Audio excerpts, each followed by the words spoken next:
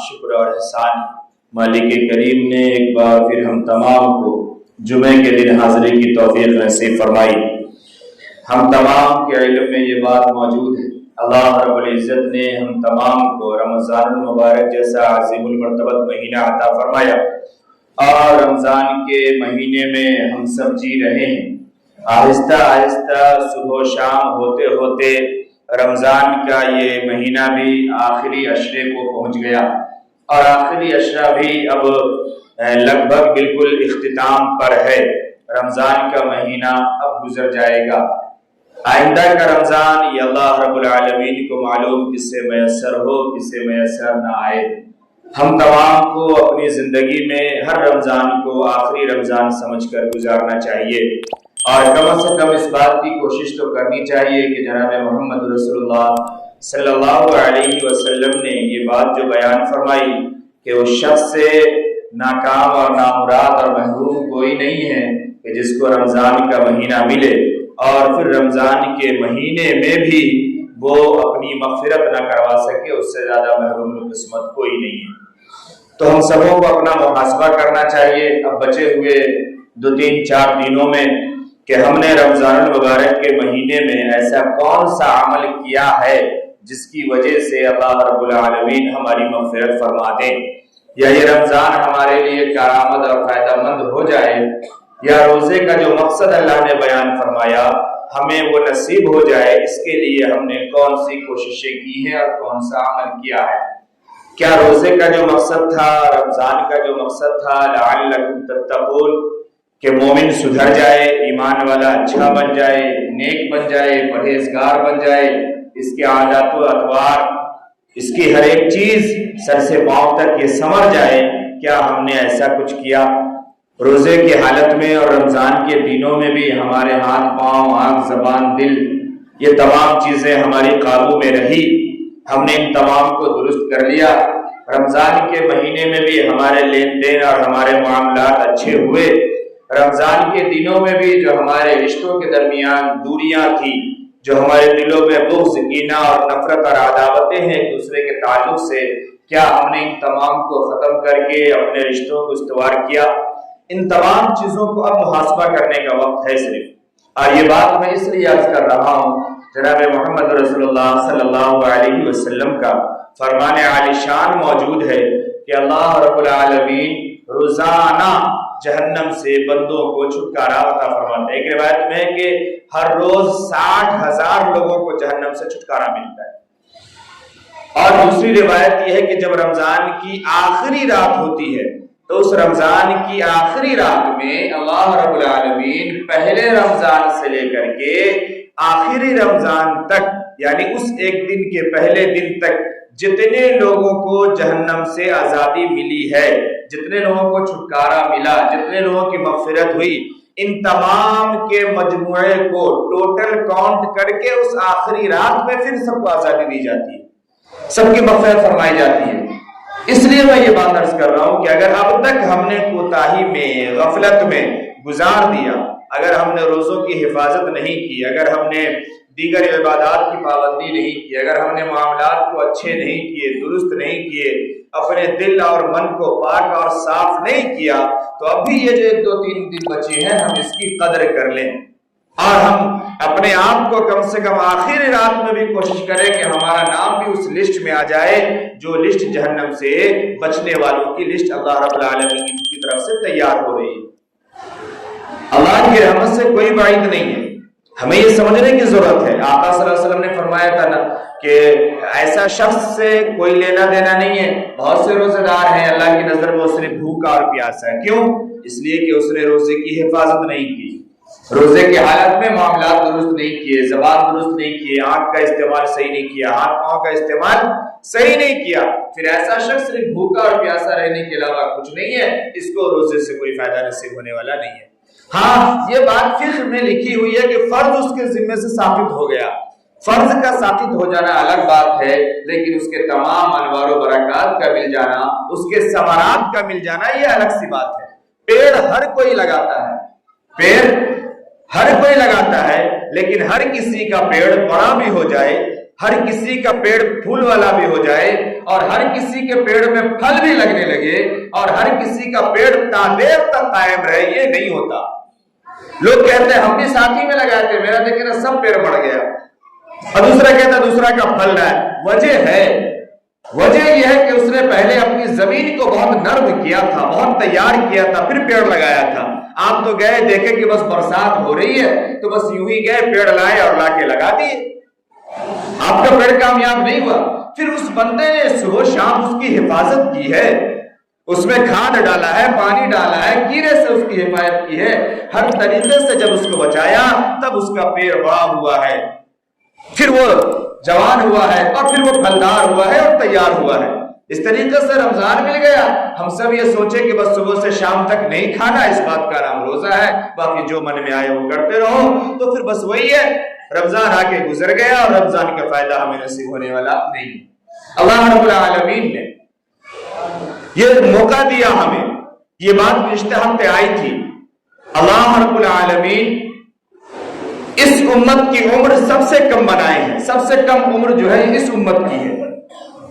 ہماری اور آپ کی ہے۔ آقا صلی اللہ علیہ وسلم کو روایات کے مطابق یہ بات سمجھ میں آتی ہے کہ آقا صلی اللہ علیہ وسلم کو اس بات کا رنج ہوا اور صدمہ ہوا کہ ہماری امت کی عمریں اتنی کم ہیں، یہ تو غیر امت دوسری جو امت ہے اس کے مقابلے میں تو یہ عمل ہی نہیں کر پائے گی۔ اللہ رب العالمین نے اس کی تلافی کے لیے یہ خاص مواقع عطا فرمائے،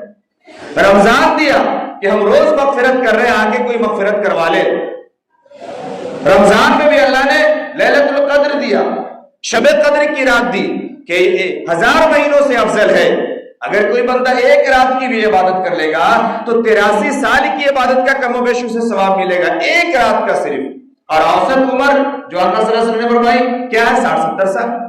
ایک رات بھی اس کی عمر کی پوری عمر کے لیے کافی ہے۔ تو اللہ رب العالمین نے یہ لمحات ہمیں عطا فرمائے، ہم نے اس کی قدر نہیں کی، ہم نے اس کو سمجھا نہیں، ہم نے صرف یہ سمجھا کہ یہ سامنے والے کا کام ہے ہم کو سنا دینا، اور میرا کام ہے کہ ہم سن لیں اور سن کے پھر چلے جائیں اور اپنی زندگی میں مست، راتیں بھی ہماری ویسے ہی گزر رہی ہے اور دن بھی ہمارا ویسے ہی گزر رہا ہے۔ تو ہم اس کی قدر کریں، ہم سمجھے یہ 2-4 دن بچے ہیں ابھی، میں نے قرآن کریم کی آیت پڑھی تھی، ترجمہ کر دوں شاید آپ کو کچھ حوصلہ مل جائے۔ اللہ رب العالمین فرماتے ہیں کہ اے نبی صلی اللہ علیہ وسلم فرمائیے، اب کہیے، سمجھائیے، یا عبادی الذین اسرفوا علی انفسہم لا تقنطوا من رحمت اللہ، کہ اے میرے بندو، اللہ یہ بات بیان فرما رہا ہے، اللہ کہہ رہے کہ اے میرے بندو جس نے بہت ظلم کیا ہے، عبادی الذین اسرفوا علی انفسہم، بہت اپنے آپ پہ ظلم کیا ہے، اس نے چوری بھی کیا ہے، ڈکیتی بھی کیا ہے، زنا بھی کیا ہے، بدنظری بھی کیا ہے، بدکلامی بھی کی ہے، اس کے دل میں بغض بھی ہے، کینہ بھی ہے، حسد بھی ہے، معاملات بھی اس کے درست نہیں ہیں، سب کچھ اس نے کیا ہے، بہت ظلم کیا ہے۔ اس کو موقع دیا گیا تھا، حدیث میں یہ بات سمجھا دی گئی تھی کہ دیکھو روزہ اور قرآن یہ دونوں تمہارے حق میں شفاعت کریں گے اور ان دونوں کی سفارش اللہ قبول فرمائیں گے، لیکن اس نے نہ تو روزہ رکھا اور نہ ہی اس نے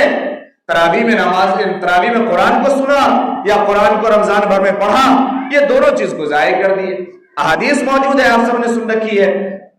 جب عید کی صبح ہوتی ہے تو یہی فیصلہ ہوتا ہے کہ میں نے اپنے ان تمام بندوں کی مغفرت فرما دی، اس کے روزے اور اس کے نماز کی وجہ سے، اس کے تراویح کی وجہ سے۔ حدیث میں یہ بات صراحت سے موجود ہے، ہم سب محاسبہ کریں، ہمارے روزے بھی درست نہیں، تراویح بھی درست نہیں، روزے بھی مکمل نہیں، تراویح بھی درست نہیں، کہاں سے ملے؟ تو یہ تمام ظلم ہم نے اپنے اوپر کر رکھا، اللہ نے ابھی موقع دیا، یا عبادی الذین اسرفوا علی انفسہم لا تقنطوا من رحمت اللہ، اللہ کی رحمت سے مایوس مت ہو، اللہ کی رحمت سے مایوس مت ہو، ابھی بھی وقت ہے، ابھی بھی وقت ہے، ہم اللہ کے سامنے جھک جائیں، نادم ہو جائیں، شرمندہ ہو جائیں، اپنے کیے پر ہم پچھتائیں، اپنے کرتوت کو ہم یاد کر کے روئیں اور آئندہ نہ کرنے کا ارادہ کر لیں، یہ سمجھ لیں، یہ شرط ہے۔ صرف یہ کہ ہم گناہوں کو یاد کر لیں یا صرف یہ کہ ہم یہ کہتے ہیں اللہ توبہ اللہ توبہ اللہ معاف فرما دے، اس سے توبہ قبول نہیں ہوتی۔ توبہ کے لیے شرط ہے، ایک یہ کہ جو کیا ہے ہم نے، ہم اس کو چھوڑ دیں سب سے پہلے، پھر اس کیے ہوئے پر روئیں اور شرمندہ ہوں کہ ہم نے جرم کیا ہے، گناہ کیا ہے، اور یہ کہ آئندہ کبھی نہ کرنے کا ارادہ کریں کہ آئندہ کبھی نہیں کریں گے ہم۔ اور اگر معاملات ہیں تو معاملات کے لیے ان تینوں شرط سے بھی پہلے ایک ضروری شرط ہے کہ معاملات کو درست کریں، معاملات کی صلح و صفائی کریں۔ کسی کا دل توڑا ہے، کسی کو ناحق مارا ہے، کسی کے رشتے کو توڑ رکھا ہے، آپس میں دوریاں بنا رکھی ہے، معاملات میں دوسروں کا ہم قبضہ کر کے بیٹھے ہوئے ہیں، دوسروں کا ہم قرض دبائے بیٹھے ہوئے ہیں، دوسروں کے حقوق ہم مارے بیٹھے ہوئے ہیں، ان تینوں شرطوں کے باوجود توبہ قبول نہیں ہوگی اگر ہم نے معاملات کو درست نہیں کیا تو۔ اللہ کے معاملے میں اس بات کی امید ہے، اللہ اپنے معاملے میں فرماتے ہیں کہ میری رحمت سے مایوس مت ہو، ہم معاف فرما دیں گے۔ یہ اللہ کے معاملے میں ہے، حقوق اللہ میں ہے، حقوق العباد میں نہیں ہے۔ حقوق العباد تو بندے سے اس کو آپ کو طے کرنا پڑے گا، ادا کر سکتے ہیں ادا کریں، نہیں ادا کر سکتے رو کے گر گرا کے ہاتھ پکڑ کے داڑھی پکڑ کے پاؤں پکڑ کے اس سے معافی مانگے۔ آپ کہیں کہ ہم نے غلط کیا، ہم سے غلط ہوا، یہ نہیں ہونا چاہیے تھا، یہ ہو گیا، اب ہم نہیں کر سکتے اس کو ادا، ہمیں معاف فرما۔ کسی طریقے سے اس کی صلح صفائی کرے، یہاں جھک جائیں گے، یہاں دے دیں گے، یہاں معاملات کو صاف کر لیں گے، یہ بہت آسان ہے۔ لیکن اگر ایک بار آنکھیں بند ہو گئی تو ہم چاہے جو بھی لیول لگا کے دنیا سے جائیں، کوئی فرق پڑنے والا نہیں ہے جب تک اس معاملات کی حق کی ادائیگی وہاں نہیں ہو جائے گی۔ اس لیے یہ وہ معاملہ ہے، یا عبادی الذین اسرفوا علی انفسہم لا تقنطوا من رحمت اللہ، اللہ کی رحمت سے مایوس مت ہو، اللہ تمام گناہوں کو معاف فرمانے والے ہیں، غفور الرحیم ہے، سب کو معاف فرما دیں گے۔ آگے اللہ نے شرط بتائی، وَأَنِيبُوا إِلَىٰ رَبِّكُمْ وَأَسْلِمُوا لَهُ مِنْ قَبْلِ أَن يَأْتِيَكُمُ الْعَذَابُ ثُمَّ لَا تُنصَرُونَ۔ پلٹ آؤ، جہاں تک جا چکے ہو گناہوں میں، جو کچھ کر چکے ہو اس سے فرق نہیں پڑتا، پلٹ آؤ، واپس آؤ رب کی طرف، جو کچھ کر چکے ہو اس کو ریورس گیئر لگاؤ اور وہاں پہنچ کر کے اس معاملے کو درست کرو۔ یہ ہے وہ انیبو کا مطلب، جو کر چکے نہیں، اگر معاملات والے معاملے ہیں وہاں پہ آ کے درست کرو، اللہ کے معاملے ہیں اللہ کے دربار میں آ کر کے مانو، اور وہ اسلمو کا معنی یہ ہے کہ اپنے سر کو جھکا دو،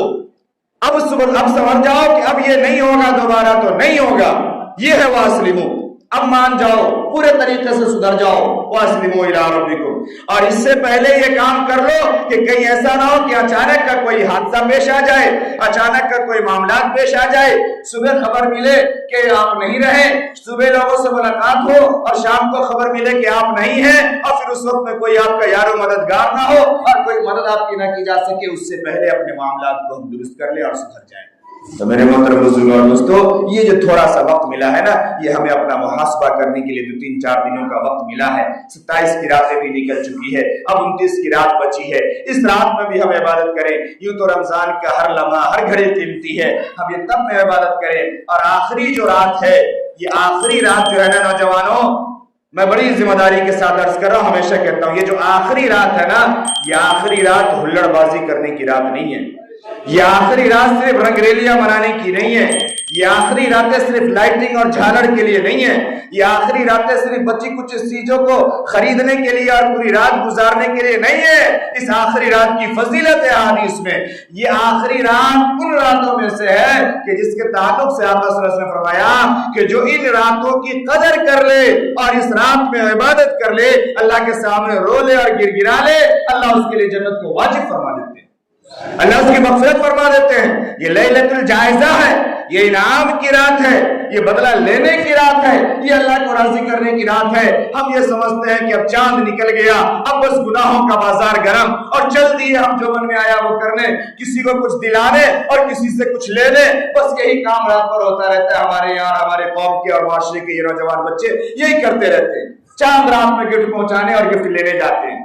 اور پھر یہ سارا کھیل ہوتا ہے، اور وہ عید کا دن بھی خراب ہوتا ہے اور وہ عید کی رات بھی خراب ہوتی ہے۔ تو ہم سمجھیں کہ یہ رات بھی بڑی قیمتی رات ہے، ان راتوں کو بھی ہم عبادت میں گزاریں اور اپنی ضروریات سے فارغ ہو کر اللہ کے سامنے ہم روئے اور گر گرائیں، اور یہ دیکھیں کہ رمضان بھر میں جو کچھ ہم نے کیا، جو کمی رہ گئی، اللہ تعالیٰ کے سامنے رو گر گرا کر کے ہم تمام کمیوں کی معافی مانگے، اللہ سے یہ درخواست کریں کہ اللہ جو ہو گیا سو ہو گیا، لیکن آئندہ کے لیے ہم یہ ارادہ کرتے ہیں کہ آئندہ ہم اپنے روزوں کی، اپنے نمازوں کی، اپنے قرآن کی اور رمضان کے ایام کی اور پوری زندگی کی ہم حفاظت کریں گے۔ اللہ ہمیں وہ توفیق عطا فرما کہ ہم گناہ کے راستے سے بچ جائیں اور نیکی کے راستے پہ لگ جائیں۔ اس طریقے سے ہم اپنی زندگی گزاریں تاکہ یہ رمضان ہمارے حق میں فائدہ مند ہو جائے اور یہ رمضان ہمارے لیے قیمتی بن جائے۔ دعا کریں کہ اللہ رب العزت ان تمام مختصر سی باتوں پر ہم تمام کو عمل کرنے کی توفیق نصیب فرمائے۔ وآخر دعوانا الحمد للہ رب العالمین۔